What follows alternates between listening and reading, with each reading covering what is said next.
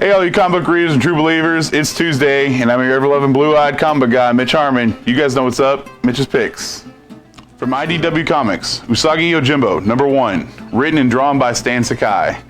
This is a new ongoing series of Usagi Yojimbo. I believe this picks up where his last ongoing series is left off.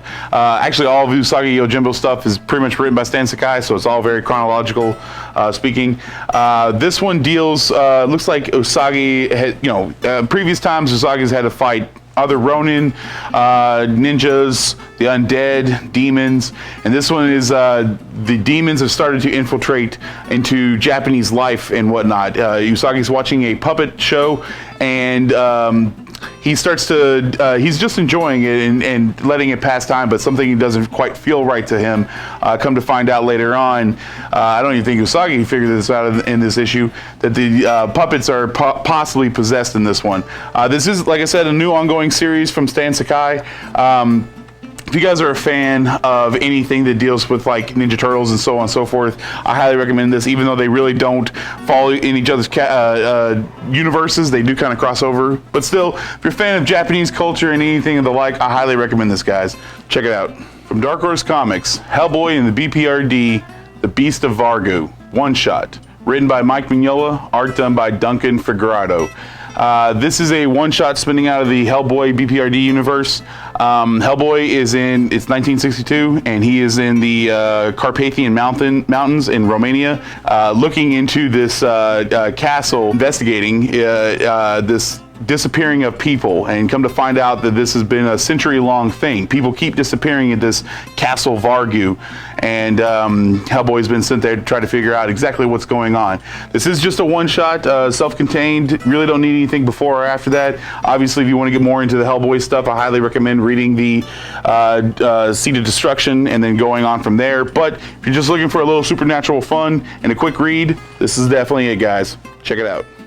From Marvel Comics, Guardians of the Galaxy, #6, written by Donny Cates, art done by Jeff Shaw. This is it, everybody. The end of the first arc on Donny Cates' Guardians of the Galaxy run.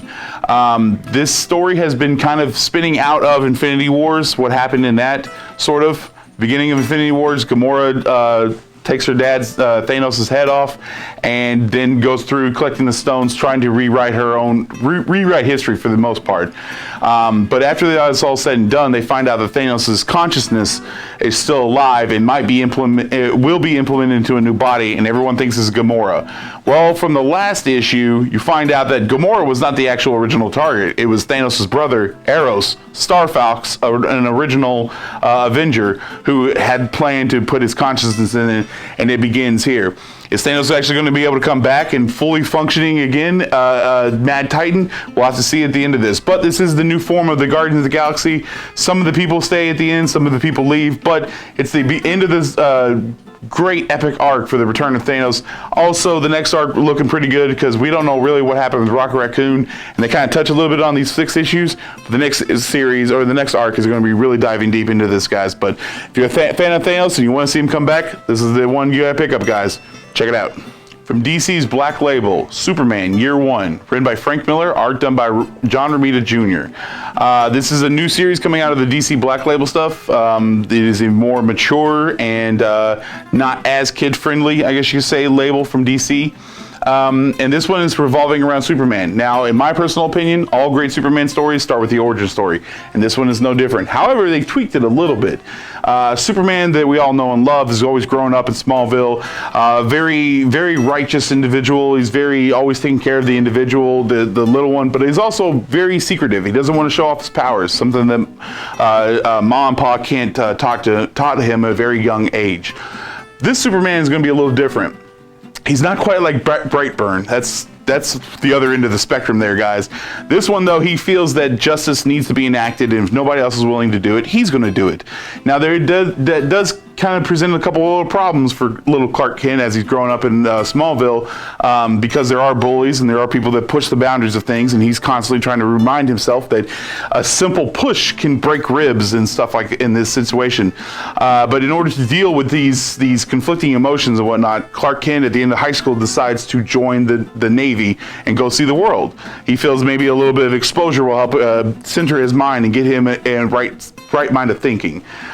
This is a new series. I believe this is going to be, I want to say this is going to be 3 issues, but it could be a little bit longer. Before all I can see so far, I only see the 3 issues that are out. It definitely isn't ongoing because none of the Black Label stuff isn't ongoing, but if you like good Superman stories, and like I said, a good Superman story, in my opinion, always starts at the origin and kind of not really rewrites, but kind of changes little things along the way and whatnot. And it's written by Frank Miller, so if you guys are a fan of anything else that he's ever done, such as the Dark Knight, Daredevil run, and etc., I highly recommend this one, guys. Check it out. From DC Comics, Batman and the Flash, The Button, trade paperback. Written by Joshua Williamson, Tom King, art done by Howard Porter and Jason Fabuk.